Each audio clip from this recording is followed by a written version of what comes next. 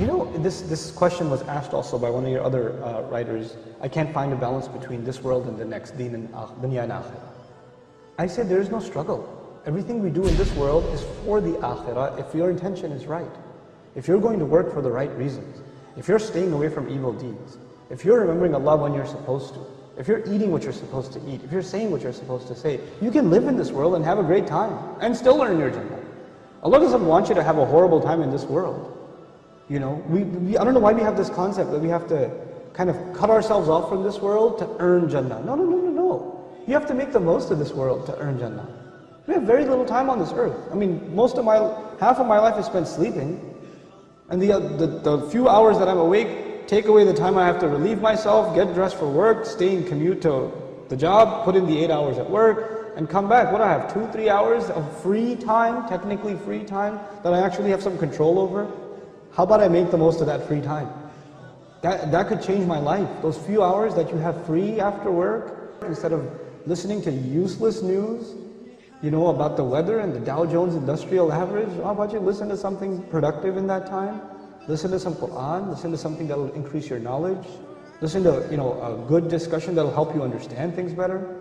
Memorize du'as at that time. Do something more productive. And in your free time, do good things. Make a routine out of going to the masjid regularly.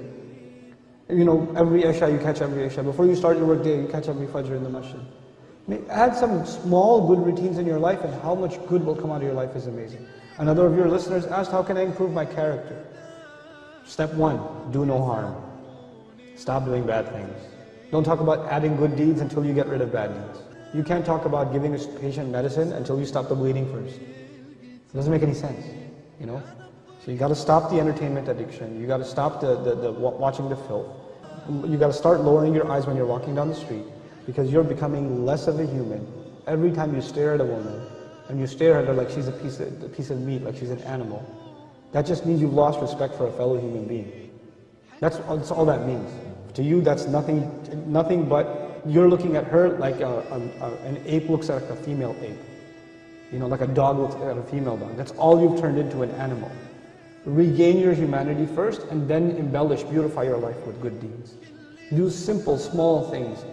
Perfect your prayer, memorize a few supplications, try to, you know, be honest in your workplace, be kind to your mother. These are not complicated things. This is what the Creator wants from us. That's all He wants. But if someone says, why? Why does He want this from me? What is it? Is this benefiting Him?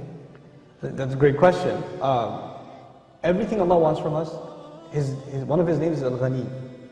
Ghani means someone who doesn't need anything. And He told us that in an ayah in which He basically told us to do certain things, and He said, وَهُوَ الْغَنِي, and He's free of need.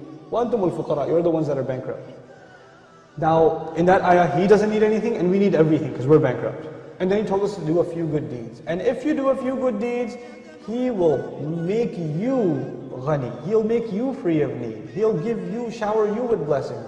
Not only are good deeds beneficial to us because they in and of themselves are like medicine, but they bring with them bonuses in this world and the next world.